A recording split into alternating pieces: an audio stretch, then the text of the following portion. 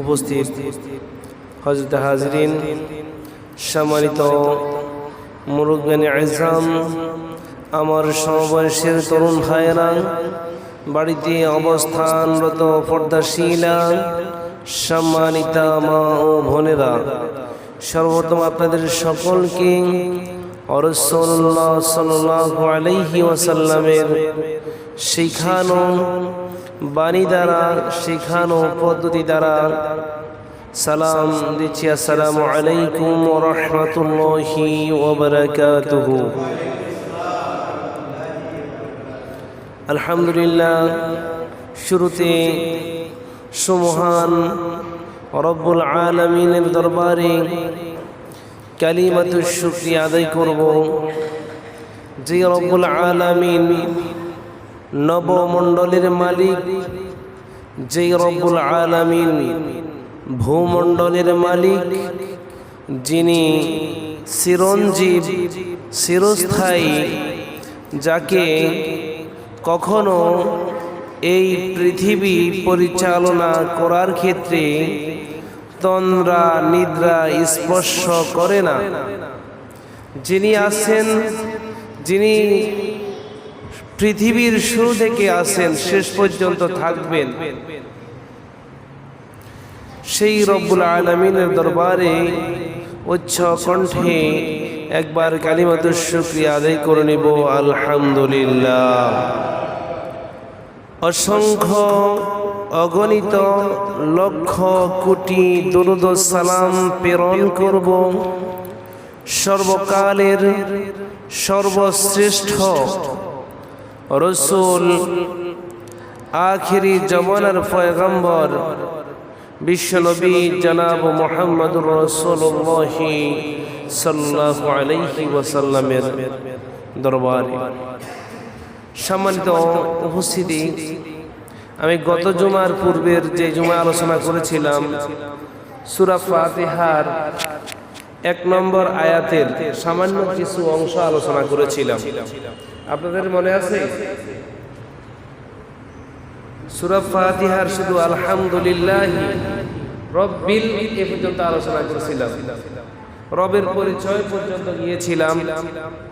খেয়াল করেছিলাম গত ওই জুমায় সূরা ফাতিহার তাফসীর শেষ হবে, দেখতেছি এখনো এক আয়াতের সামান্য অর্ধেকও শেষ হয় নাই। তো আসলে এটা ব্যাপক আলোচনা। এই আল্লাহ রাব্বুল আলামিন এই সূরাতুল ফাতিহা, এটি ভূমিকার সূরা, এটি নামাজের সূরা। আমরা প্রত্যেক মুসলমান আমরা সূরা ফাতিহা নামাজে পড়ি কি পড়ি না?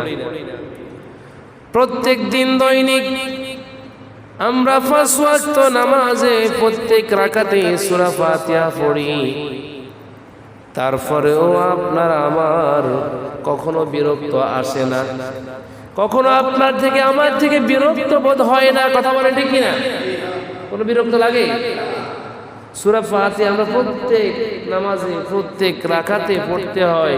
সূরা ফাতিহা ছাড়া নামাজ হয় না। সূরা ফাতিহা ছাড়া কি নামাজ হয়? নামাজ হয় না।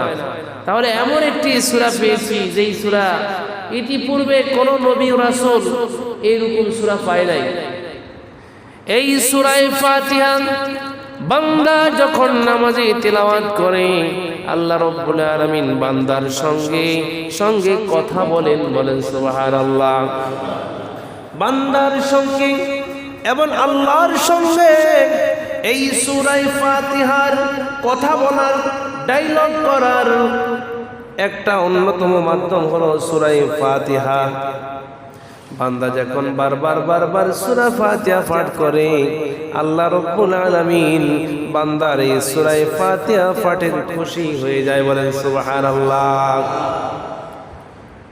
আল্লাহ রাব্বুল আলামিন একবার এক জায়গায় এক মজলিসে সূরা ফাতিহার আলোচনা হচ্ছে। আল্লাহ তাআলা ফেরেশতাদেরকে বলল, ফেরেশতারা আমার বান্দারা এখানে কার সম্পর্কে আলোচনা করছে? বলে, ওগো আল্লাহ রাব্বুল আলামিন, আপনার সম্পর্কে আপনার বান্দারা এখানে আলোচনা করতেছে। তখন আল্লাহ রাব্বুল আলামিন ফেরেশতাদেরকে বললেন, ও ফেরেশতারা, আমার বান্দারা কি আমাকে দেখেছে কিনা, আমার বান্দারা আমাকে চিনে কিনা। না চিনে না জেনে আমার বান্দারা আমার প্রশংসা করতেছে। আমি আমার বান্দার উপরে খুশি হয়ে গেলাম। তারপরে আল্লাহ রাব্বুল আলামিন ফেরেশতাদেরকে বলল, ও ফেরেশতার দল, আমার বান্দারা আমার কাছে কি চাই?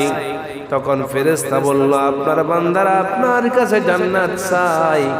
আল্লাহ রাব্বুল আলামিন বললেন, ফেরেশতারা আমার বান্দা কি জান্নাত দেখেছে কিনা? না দেখে না জেনে কোরআন হাদিসে জান্নাতের নাজ নিয়ামত বর্ণনার কথা শুনে আমার বান্দারা জান্নাত চাই, না দেখে জান্নাত চাই। যাও যাও, আমার এই বান্দাদেরকে আমি জান্নাত দান করব। বলেন সুবহানাল্লাহ। আবার আল্লাহ তাআলা প্রতি উত্তরে বলছেন, ও ফেরেশতার দল, আমার বান্দারা কি থেকে ফানা চাই? বলে আল্লাহ রাব্বুল আলামিন আপনার বান্দারা জাহান্নামের আযাব থেকে মুক্তি পেতে চায়। আল্লাহ তাআলা ফেরেশতাদেরকে বলছেন, ফেরেশতার দল, আমার বান্দারা কি জাহান্নামের আযাব দেখেছে কিনা? বলে আল্লাহ আপনার বান্দারা জাহান্নামের আযাব দেখে নাই, তবে কোরআন হাদিসে জাহান্নামের আযাবের কথা শুনেছে। জাহান্নামে কঠিন আযাব হবে, এর জন্য আপনার কাছে আপনার বান্দারা বারবার বারবার মাফ চায়, পানা চায় জাহান্নামের আযাব থেকে। আল্লাহ বলেন, ও ফেরেশতার দল, আমার যে বান্দারা জাহান্নাম না দেখে কোরআন হাদিসে জাহান্নামের আযাবের কথা শুনে জাহান্নামের আযাবের ভয়ে আমার কাছে প্রার্থনা করতেছে, যাও আমি আমার এই বান্দাদেরকে মাফ করে দিব এবং জাহান্নামের আযাব থেকে মুক্ত করে দিব। বলেন সুবহানাল্লাহ। তাহলে না দেখে না জেনে আমরা ইবাদত করি, কথা বলেন ঠিক কিনা? এটার নাম ঈমান, এটার নাম বিশ্বাস। জান্নাত কি আপনি আমি কখনো চোখে দেখেছি? আরো আসতে বলেন, জান্নাত কি কখনো চোখে দেখেছি? জাহান্নাম কি কখনো, জাহান্নামের আযাব শাস্তি কখনো কি চোখে দেখেছি? জান্নাতও দেখি নাই, জাহান্নামও দেখি নাই, কোরআন হাদিসে মাত্র আমরা শুনেছি। তার কারণে আমরা বিনা পয়সায় আপনার বাকিতে আমরা আল্লাহর জন্য কাজ করে যাচ্ছি। এর প্রতিদান আল্লাহ দিবে কি দিবেন না? আরো আসতে বলেন, দিবেন কি দিবেন না? দিবেন। এর প্রতিদান খুব খুব আপনার পছন্দনীয় হবে, যেটি দেখলে আপনার চক্ষু জড়িয়ে যাবে। সম্মানিত হাজিরিন, আমি আলোচনা করেছিলাম গত জুমায়, আলহামদুলিল্লাহ আলহামদুলিল্লাহি রাব্বিল আলামিন, সকল প্রশংসা বিশ্ব জাহানের প্রতিপালক আল্লাহর জন্য। কার জন্য?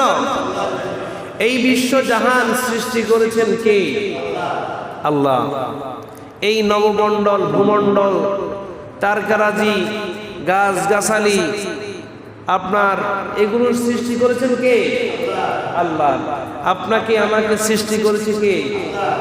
আপনাকে আমাকে নেক হায়াত দান করেছেন কে? আল্লাহ। তাহলে প্রশংসা আদায় করব কার? শুকরিয়া আদায় করব কার?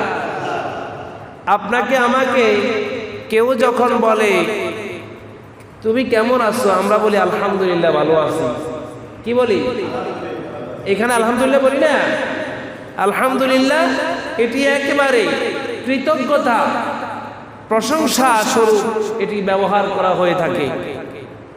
সুতরাং আলহামদুলিল্লাহ, সকল প্রশংসা কার? রব্বিল আলামিন, যিনি এই জগতের, এই পৃথিবীর মালিক, তার জন্য আমরা প্রশংসা আদায় করি। বলেন না সুবহানাল্লাহ। আল্লাহ রাব্বুল আলামিন বলেন, এই আলামিনের ব্যাখ্যা কি আমাদেরকে জানতে হবে। আলম মানে হচ্ছে জগৎ, পৃথিবী। আলম মানে হচ্ছে কি? জগৎ, পৃথিবী। যেই রব্বুল আলামিন এই জগৎ পৃথিবী কোন কর্মচারী ছাড়া, যিনি 7 আসমান 7 জমিন, যিনি 70,000 রহমতের পর্দা, চন্দ্র সূর্য এই পৃথিবী যিনি নিয়ন্ত্রণ করেছেন, সৃষ্টি করেছেন, তিনি কে? আরো আসতে বলেন, তিনি আল্লাহ। এই আল্লাহ তাআলা তাম পৃথিবীর সমস্ত মাখলুকাত সৃষ্টি করতে গিয়ে কোন মানুষের কোন সহযোগিতা কি নিয়েছে? আরো আসতে বলেন, কোন মানুষের সহযোগিতা নেন নাই, ফেরেশতাদের কোন সহযোগিতা নেন নাই। আমরা একটা বিল্ডিং তৈরি করতে গেলে, আমরা সামান্য একতলা দুইতলা একটা বিল্ডিং তৈরি করতে গেলে আমাদের কত টাকা পয়সা চলে যায়, কত মানুষ লাগে, কত কর্মচারী লাগে এই বিল্ডিংটা তৈরি করার জন্য। আর আল্লাহ রাব্বুল আলামিন যেই ৭টা আসমান তৈরি করেছে বিনা খুঁটিতে, সেই আল্লাহ কখনো কি কোনো কর্মচারীকে লেগিয়েছে? আরেকজন বলেন, কোন আল্লাহর কোন টাকা কি খরচ হয়েছে? তাহলে তিনি কেমন আল্লাহ? যে আল্লাহ ৭টা আসমান, একটা আসমানের গবর, যে আপনি এই দুনিয়া থেকে আসমান পর্যন্ত যতটুকু খালি দেখতেছেন, একটা আসমানের এইরকম ভাবে স্তর রয়েছে। এইরকম ৭টা আসমান আল্লাহ রাব্বুল আলামিন বিনা খুঁটি দিতে তৈরি করেছে। এই জন্য প্রথম শব্দটা আপনার আমার ব্যবহার করতে হবে আলহামদুলিল্লাহ। কি ব্যবহার করতে হবে? আলহামদুলিল্লাহ। যিনি বিনা পয়সায় এই জমিনে আপনাকে আমাকে চলাচল করার মতো ক্ষমতা দান করেছেন, যিনি আল্লাহ। এই আলম মানে হলো জগৎ। আল্লাহ তাআলা এই পৃথিবীতে কতটা জগৎ রেখেছেন, হযরত মাকাতিব রাদিয়াল্লাহু তাআলা আনহু তিনি বর্ণনা করেছেন, আল্লাহ রাব্বুল আলামিন এই পৃথিবীতে প্রায় ৪০,০০০ জগৎ রেখেছে। বলেন সুবহানাল্লাহ। কতটা জগৎ? ৪০,০০০। ইমাম রাজি রাহিমাহুল্লাহ তিনি বলেন, আল্লাহ রাব্বুল আলামিন এই পৃথিবীতে প্রায় আল্লাহ তাআলা ৭০,০০০ জগৎ রেখেছে। বলেন সুবহানাল্লাহ। মাত্র আমরা একটা জগতে আছি। কোন জগতে? একটা জগতে। পৃথিবীর পূর্ব থেকে পশ্চিম, উত্তর থেকে দক্ষিণ পর্যন্ত যতটুকু বিস্তৃত যে আমরা জায়গা দেখতেছি, এটা একটা জগৎ। এটা একটা কি জগৎ? আর আল্লাহ রাব্বুল আলামিন বলছেন, আল্লাহ তাআলা প্রায় ৪০ অথবা ৭০,০০০ এরকম জগৎ রেখেছে। যেমন মাটির নিচে একটা জগৎ, কথা বলেন, মাটির নিচে একটা জগৎ, আসমানের উপরে অনেক জগৎ, কথা বলেন। এইরকম আল্লাহ রাব্বুল আলামিন ৪০,০০০ কিংবা ৭০,০০০ জগৎ রেখেছে। যেমন নাকি একটা পিপীলিকা একটা গর্তে একটা জায়গায় বসবাস করে, সেটা তার জন্য একটা জগৎ, কথা বলে। একটা তার জন্য সেখানে এরকম একটা জগৎ, পাখিরা আছে একটা জগতে। এইরকম ভাবে আল্লাহ রাব্বুল আলামিন এই পৃথিবীতে অসংখ্য জগৎ রেখেছেন। এই জগৎগুলোতে মানুষ বসবাস করে, পশু পাখি কীট পতঙ্গ বসবাস করে কি করে না? হুজুর বলেন, পশু পাখি কীট পতঙ্গ আল্লাহ তাআলা হাজার হাজার রেখেছেন। এইরকম হাজার হাজার জনপদ আল্লাহ রাব্বুল আলামিন তৈরি করে রেখেছেন। হাজার হাজার বসতি আল্লাহ রাব্বুল আলামিন তৈরি করে রেখেছেন। এইগুলো এক একটা এক এক জগৎ, কথা বলেন, এক একটা এক জগৎ রয়েছে। তাহলে আল্লাহ রাব্বুল আলামিন যিনি অসংখ্য জগৎ রেখেছেন, বিনা পুঁজিতে, বিনা টাকায়, বিনা অর্থে, বিনা মুদ্রায় আল্লাহ রাব্বুল আলামিন যেই জগৎ সৃষ্টি করেছেন মানুষের জন্য, মাখলুকাতের জন্য, সেই রব্বুল আলামিনের জন্য আমরা প্রথম যেই শব্দটা ব্যবহার করি সেই শব্দটা হলো আলহামদুলিল্লাহ। সেই শব্দটা কি? আলহামদুলিল্লাহ। আসমানি কিতাব রয়েছে ১০৪খানা। এর ভিতরে শ্রেষ্ঠ যে আসমানি কিতাব রয়েছে সেটা হচ্ছে আল কোরআন। আল কোরআন সবার থেকে বড় একটি গ্রন্থ। আল কোরআন সব কিতাবের থেকে শ্রেষ্ঠ একটি গ্রন্থ। এর জন্য আমরা প্রথম শব্দ কোরআনের আল্লাহ রাব্বুল আলামিন যেই শব্দ দিয়েছেন, যেই আয়াত দিয়েছেন, এই আয়াতটা দিয়েছেন আলহামদুলিল্লাহ। যেই রব্বুল আলামিন আপনাকে আমাকে মুক্ত করার জন্য, যেই রব্বুল আলামিন আপনাকে আমাকে বাঁচানোর জন্য একটা গাইডলাইন দিয়েছে, একটা কোরআন দিয়েছে, সেই রব্বুল আলামিনের জন্য কি আমরা সব সময় আলহামদুলিল্লাহ বলতে পারি কি পারি না? তাহলে প্রিয় হাজিরিন, ওই রব্বুল আলামিন যেই রব্বুল আলামিন 40,000 কিংবা 70,000 যেই জগৎ রেখেছেন, এই জনপদের মানুষদেরকে, এই জগতের মানুষদেরকে যিনি রব্বুল আলামিন খাওয়ান, তার জন্য আমরা সব সময় প্রশংসা করতে হবে, তার জন্য কৃতজ্ঞতা প্রকাশ করতে হবে।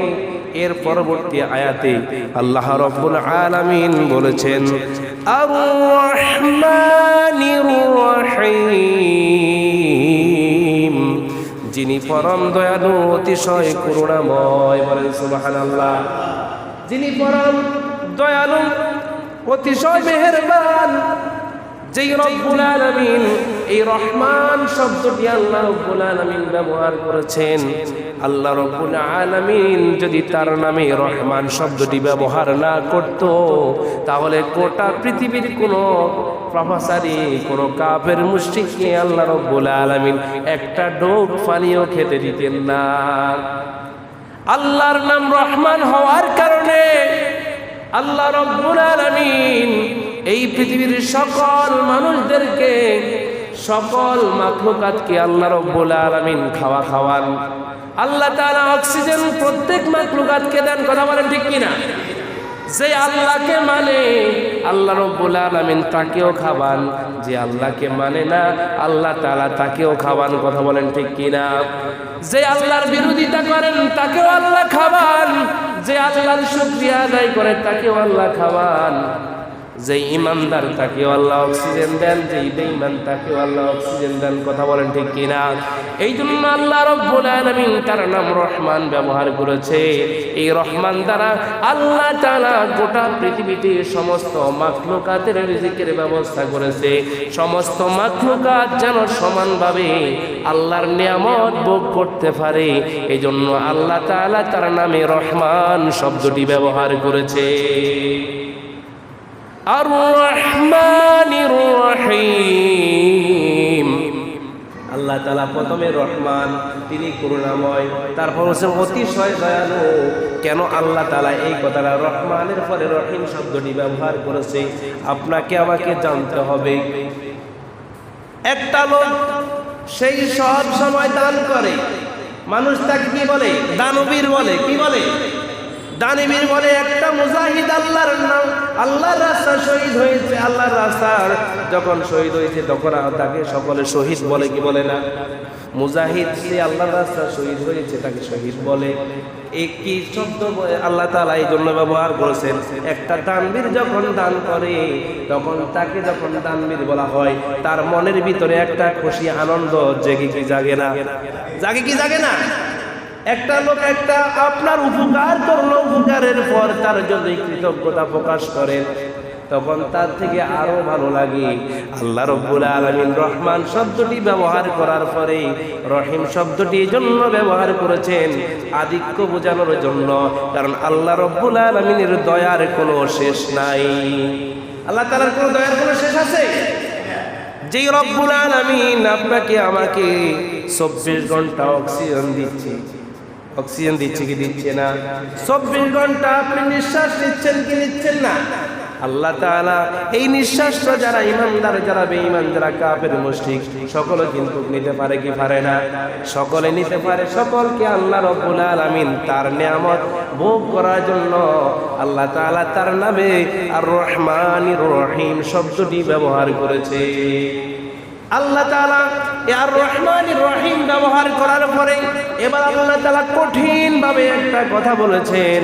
সেই কথাটা হলো মালিকি ইয়াউমিদ্দিন, যিনি বিচার দিনের মালিক। বিচার দিনের মালিক কে? আরো আসতে বলেন, বিচার দিনের মালিক কে? বিচার দিনের মালিক হচ্ছে আল্লাহ। আল্লাহ তাআলা আগে রহমানুর রহিম ব্যবহার করার পরে বলছেন, মানুষ তোমাদেরকে আমি আমার অসংখ্য দয়া দেখিয়েছি, এই পৃথিবীতে অসংখ্য করুণা তোমাদের উপরে করেছি, দেখি তোমরা আমার ইবাদত করো কিনা, আমি রব্বুল আলামিনের প্রশংসা আদায় করো কিনা, আমি রব্বুল আলামিনের সালাত কায়েম করো কিনা, আমি রব্বুল আলামিনকে তোমরা মানো কিনা।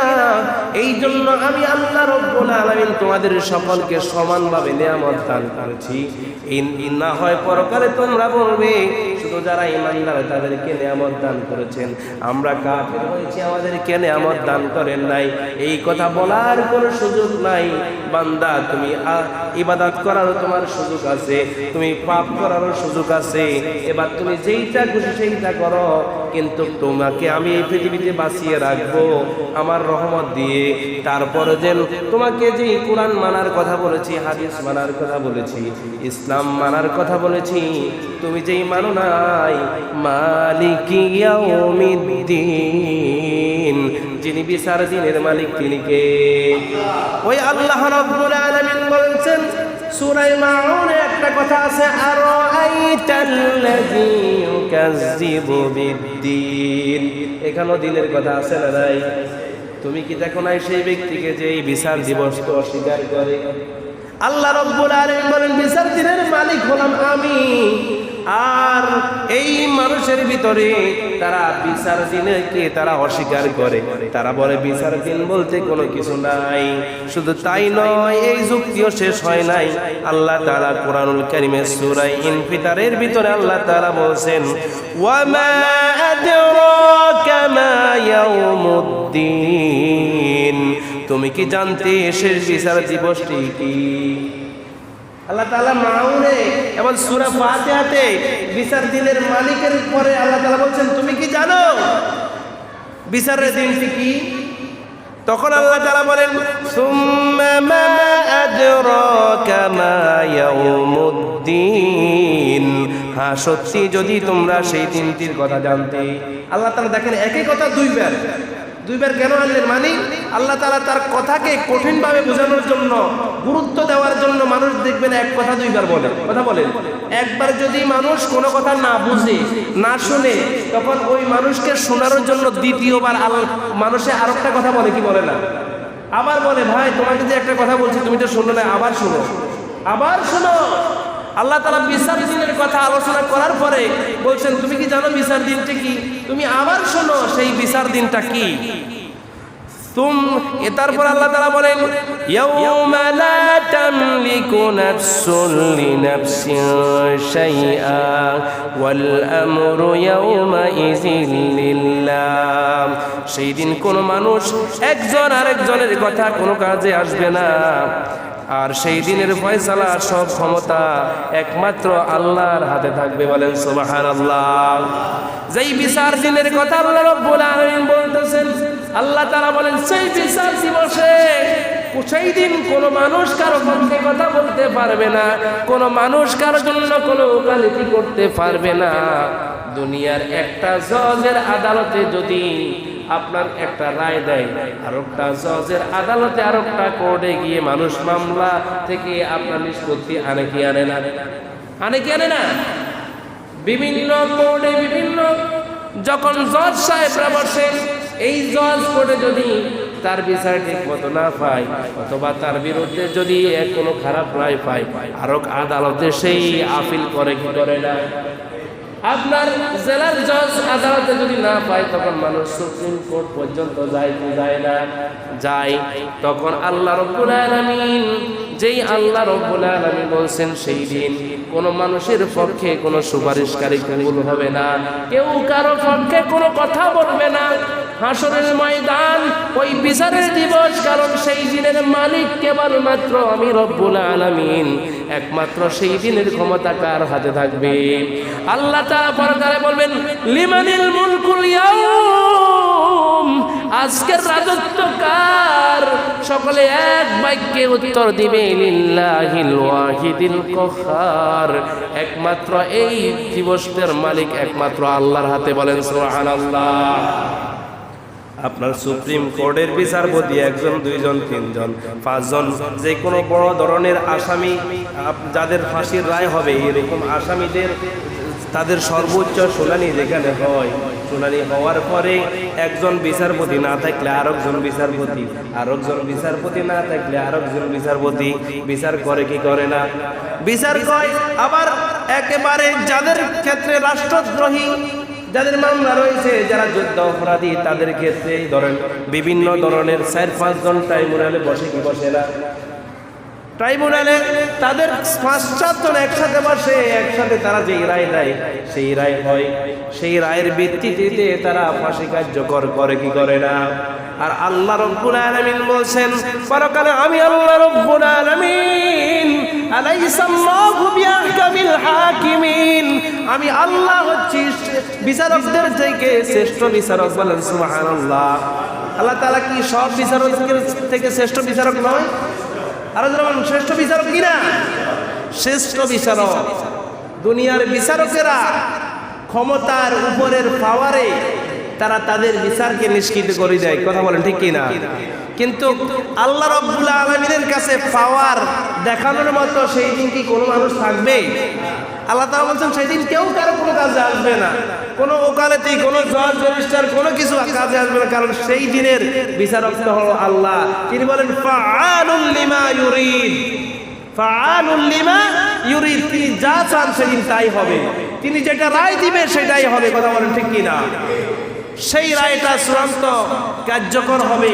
তিনি যদি রায় দেয় জান্নাতের, সেটা জান্নাতের রায় হবে, তিনি যদি রায় দেয় জাহান্নামের, সেটা জাহান্নামে যাবে। সেই দিন আল্লাহর আইন, আল্লাহর বিচার, আল্লাহর যেই বিচারকের যেই রায় দিবে সেই রায়, সেই দিন কেউ দ্বিমত থাকবে না, কেউ কোনো আপিল করবে না। করবে কোনো আপিল করবে না। এজন্য আল্লাহ রাব্বুল আলামিন বলেন মালিকি ইয়াউমিদ্দিন, যিনি বিচার দিনের মালিক তিনি আল্লাহ। ওই আল্লাহ রাব্বুল আলামিন যেই বিচার করবেন, আল্লাহ তাআলা বলেন বান্দারে পৃথিবীর জীবনে তুমি আমার সমস্ত নিয়ামত ভোগ করেছো, সমস্ত মাখলুকাত আমার নিয়ামত ভোগ করেছো, যে ইমানদার সেও আমার নিয়ামত ভোগ করেছো, যেই কাফের সেও আমার নিয়ামত ভোগ করেছো। এবার পরকালে তোমার বিচার হবে। দুনিয়ার জমিনে আমি তোমাকে ঢালাও ভাবে ছেড়ে দিয়েছি, খাও দাও ফুর্তি করো, দুনিয়াটা মস্ত বড়। এবার তোমাকে ওই সুযোগ দেওয়া হয়েছে, ওই সুযোগের জিন্দেগিতে তুমি কতটা ভালো কাজ করেছো, কতটা খারাপ করেছো। এর জন্য আল্লাহ রাব্বুল আলামিন মালিকি ইয়াউমিদ্দিন শব্দটি ব্যবহার করেছে, ধমক স্বরূপ ব্যবহার করেছে। তুমি তোমার যা ইচ্ছা তাই করতে পারবে না। আল্লাহ রাব্বুল আলামিন যেই বিধান দিয়েছে ওই বিধান দিয়ে তোমাকে চলতে হবে, ওই বিধানের আলোকে তোমাকে আমাকে চলতে হবে। একটা মোবাইল কোম্পানি মোবাইল যখন তৈরি করে, মোবাইল বিক্রি করার সময় একটা বই দেয় কি দেয় না? আরো আছে বলেন, একটা বই দেয়। আপনি মোবাইল ব্যবহার করার সময় যদি কোনো সেটিংসে ভুল করেন, ওই বইয়ের আলোকে যদি আপনি গাইডলাইনের আলোকে যদি আপনি মোবাইল টিপেন, তাহলে মোবাইলটা ঠিক করার সম্ভাবনা আছে না নাই? আর মোবাইলটা যেইভাবে দিয়েছে আর আপনি যদি অন্য ফাংশনে গিয়ে ক্লিক করেন, অন্যভাবে মোবাইল নষ্ট করে ফেলেন, তখন কোম্পানির কি কোনো দোষ আছে? কোম্পানি বলছে আমি যেই মোবাইল দিয়েছি, যেই মোবাইলে যে সেটিংস দিয়েছি, এই সেটিংসের আলোকে তুমি কাজ করতে হবে। সেটিংসের বাইরে গিয়ে উল্টা পাল্টা কাজ করে যদি তুমি ফরম্যাট করে ফেলো, সেটা কিন্তু মোবাইল কোম্পানির দায় নাই, কথা বলেন কিনা?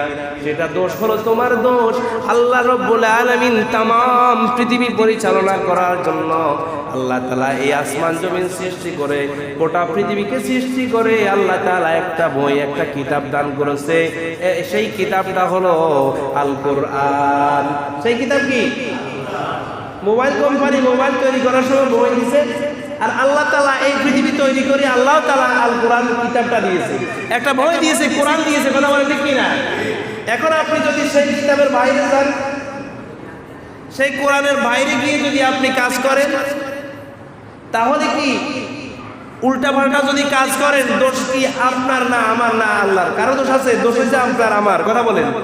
আল্লাহ তাআলা একটা পথ দিয়েছে, সেই কথা আল্লাহ রাব্বুল আলামিন বলছেন আমি যেই বই দিয়েছি, যেই গাইডলাইন দিয়েছি, গাইডলাইন দেওয়ার পরে আল্লাহ রাব্বুল আলামিন বলছেন ইয়্যাকা না'বুদু ওয়া ইয়্যাকা নাস্তাঈন। আমরা আপনারই একমাত্র ইবাদত করি, আবার আপনার নিকট সাহায্য চাই। তোমাকে যে একটা গাইডলাইন দিয়েছি, সেই গাইডলাইনে আল্লাহ তাআলা প্রথমে লিখে দিয়েছেন আমরা কেবলমাত্র ইবাদত করি কার? আপনি আমি ঘোষণা দিতে হবে আমরা ইবাদত করি কার? ইবাদত করবো একমাত্র আমরা আল্লাহ রাব্বুল আলামিনের। আর আল্লাহর কাছে আমরা সাহায্য চাইতে হবে। সাহায্য যদি চেতে হয়, চাইতে হবে কার কাছে? ইবাদত করার ইখতিয়ার আল্লাহ রাব্বুল আলামিন দিয়েছে আপনাকে। আপনি ইচ্ছা হলে ইবাদত করতে পারেন, ইচ্ছা হলে না করতে পারেন, কিন্তু আল্লাহর ট্রাইব্যুনাল আছে না নাই? বিচারের দিবস আছে না নাই? সুতরাং আল্লাহ রাব্বুল আলামিন বলেন একমাত্র ইবাদত করতে হবে আমার জন্য, আর আমার কাছে সাহায্য প্রার্থনা করতে হবে। তাহলে আল্লাহর কাছে কি সাহায্য চাইবেন? সব সময় আল্লাহর কাছে কি সাহায্য চাইবেন আল্লাহ তাআলা, সেই কথাও কিন্তু কোরআনুল কারীমে স্পষ্টভাবে বলে দিয়েছেন। সাহায্য আবে তবে চাইলে হবে না। খারাপ কাজের সাহায্য আল্লাহর কাছে চাইলে কি হবে? খারাপ কাজের সাহায্য আল্লাহর কাছে চাইলে হবে না।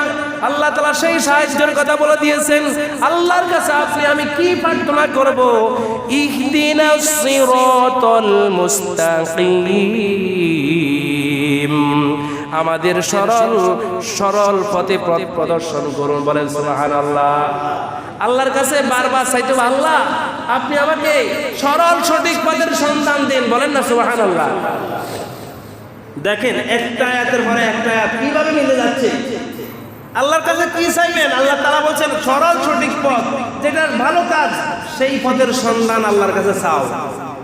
খারাপ পথের সন্ধান আল্লাহর কাছে চাওয়ার জন্য আল্লাহ তাআলা বলেন নাই। এখন যদি আপনি খারাপ পথে চলেন, খারাপ পথে হাঁটেন, সেটা কি আপনার দোষ? সেটা আপনারই দোষ, কারণ আপনি খারাপ পথে চলেন। আপনি তো সব সময় আমরা নামাজে বলি আল্লাহ আপনি আমাকে সরল সঠিক পথের সন্ধান দিন, পথ প্রদর্শন করুন। নামাজে বলি একটা, নামাজের বাইরে গিয়ে করি আর একটা। কথা বলেন, নামাজে একটা বলি, নামাজের বাইরে গিয়ে কি করি? সরল সঠিক পথে চলি না, বাঁকা পথে।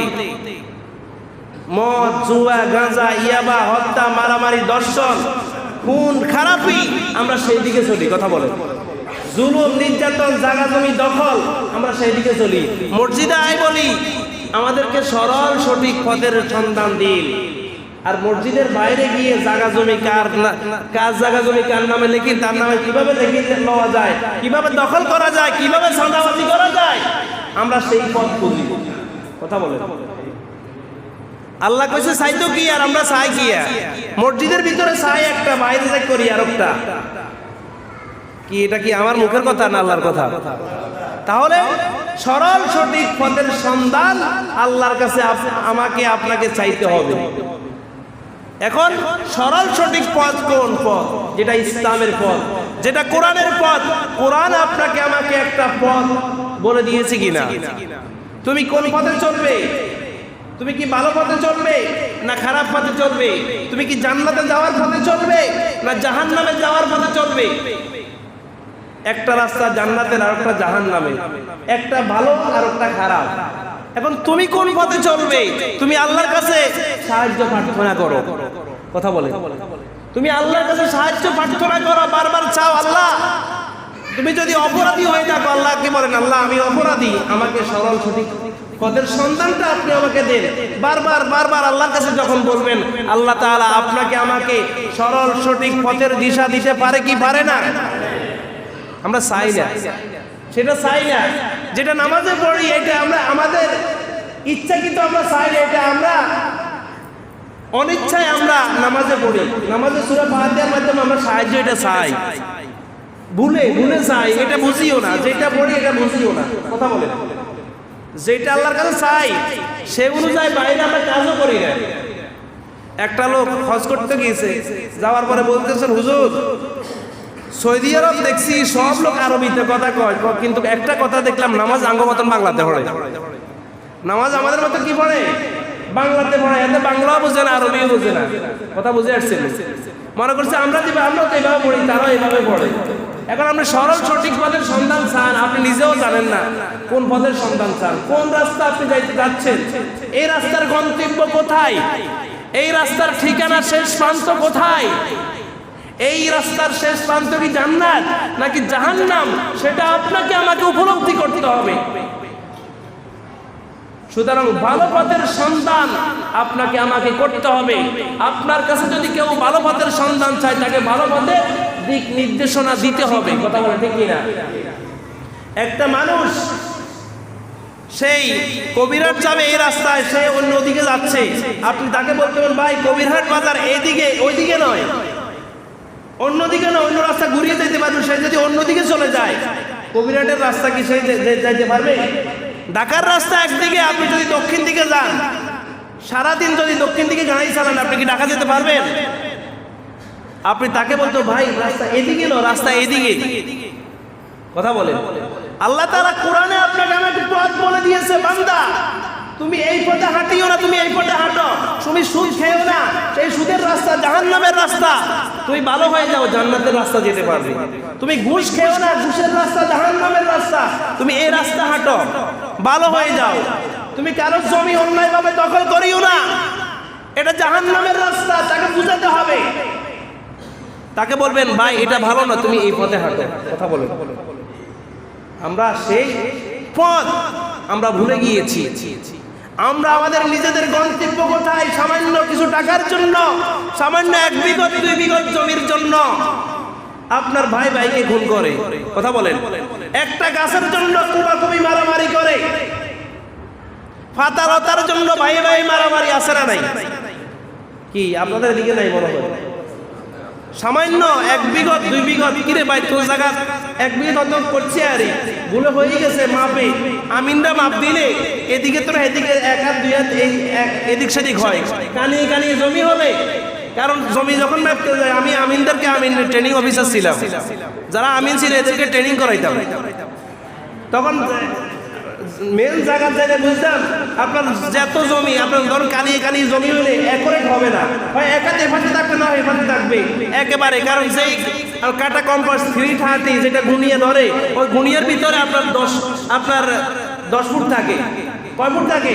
ওই 10 ফুট, 1 ফুট, এক দাগ থেকে আরেক দাগে 10 ফুট, এই আন্দাজ করে ধরে। সবাই কিন্তু একেবারে কালিক হয় না। কথা বলে ঠিক কিনা? হয়তো ওইসে এদিকে এদিকে এই সামান্য সুর পরিমাণ 1 বিঘত পরিমাণ জায়গা নিয়ে একজনের টোইন কাটে। কথা বলে। একজনের ঘরের টোইন কাটে, ভেড়া ভাঙে, এটা ভাঙে, সেটা ভাঙে। এটাই আমরা মানুষ। কিন্তু আপনাকে আমাকে সঠিক পথে আসতে হবে। সঠিক পথ যেই পথ, সেই পথে আপনাকে চলতে হবে। এখন আমরা সঠিক পথে নাই। যেই যার মতো করে, যার শরীরে যত শক্তি আছে, ওই শক্তি দিয়ে তার শক্তি প্রভাব প্রবৃত্তি খাটিয়ে আমরা কাজ করতেছি। কথা বলেন ঠিক কিনা? কিন্তু মালিক ইয়াউমিদ্দিন, যিনি বিচার দিনের মালিক, সেই রব্বুল আলামিন জাররা জাররা হিসাব নিবে। তুমি কোথায় কয়টা ভালো কাজ করেছো, কয়টা খারাপ কাজ করেছো। কথা বলেন ঠিক কিনা? হিসাব নিবে কি নিবেন না? আর যখন নিবেন কি নিবেন না? সুতরাং আসুন প্রিয় হাজিরিন, আলোচনা দীর্ঘায়িত করা যাবে না, কারণ জুমার সময়। তাহলে আপনাকে আমাকে যে আল্লাহ এই জমিন সৃষ্টি করেছে, ওই আল্লাহ একটা বিধান দিয়েছে আল কোরআন। ওই আল কোরআনের যেই গাইডলাইন দিয়েছে, ওই পথে আপনাকে চলতে হবে। উল্টা পথে যাওয়া যাবে না। উল্টা পথে কি যাওয়া যাবে? উল্টা পথে গেলে রাস্তার শেষ ঠিকানা আর খুঁজে পাবেন না। ভুল পথে হাঁটলে জাহান্নামে যেতে হবে, সঠিক পথে হাঁটলে জান্নাতে যেতে পারবেন। না হয় আপনার উল্টা পথে চলে কখনো জান্নাতের রাস্তায় পাবেন না। আমরা সবাই বুঝি সালিশ মারি তাল গাছ, কিন্তু কাঙ্গ সালিশ মারি তাল গাছ দিতে হবে, তাহলে তুই সালিশ মারলে তাল গাছ কিনলে দিতে হবে। কথা বলেন। সালিশও মারি তাল গাছও দিতাম না। আমরা ভালো খারাপ বুঝি, মানে কোনটা ভালো কোনটা খারাপ সেটাও বুঝি, তারপরও খারাপ পথে চলি। কথা বলেন। এটাই আমাদের স্বভাব। আপনার আমার স্বভাব চরিত্রকে চেঞ্জ করতে হবে, পরিবর্তন করতে হবে। সরকার, যে কোনো সরকার দেশে ক্ষমতা আসুক, ওই সরকার কতক্ষণ কি করবে? সবাই যদি জালেম হয়, সবাই যদি দখল করে, সবাই যদি অত্যাচার করে, সবাই যদি চাঁদাবাজি করে, কয়জনকে থাকে? কথা বলেন। সবাই যদি খারাপ পথে হাঁটে, কয়জনকে নিয়ন্ত্রণ করবেন আপনি? যদি আপনার পারিবারিক যদি আপনি খারাপ আচার ব্যবহার করেন, আপনাকে কে কি করবে? কথা বলেন। নিজেই পরিবর্তন হতে হবে, নিজেই পরিশুদ্ধ হতে হবে, নিজেই ভালো হয়ে যেতে হবে। তাহলে দেশটা ভালো হয়ে যাবে। কথা বলে ঠিক কিনা? নিজে চুরি ক্ষমা দিলে আরেকজনে কি চুরি করতে পারবে? সবাই যদি চুরি বন্ধ করে দেয়, কেউ কি চুরি করতে পারবে? পারবে না। এখন আমাদের স্বভাবটা, চরিত্রটা হচ্ছে এমন, আসুন যেন আল্লাহ তাআলা যেই গাইডলাইন কোরআন দিয়েছে, এই কোরআন একটু দয়া করে মেহেরবানি করে যারা পারেন, বাংলা অর্থ আছে, অর্থ পড়বেন, অর্থ বুঝবেন, এ অনুযায়ী পড়বেন, দেখবেন আপনি চলার পথ আপনার সহজ হয়ে যাবে।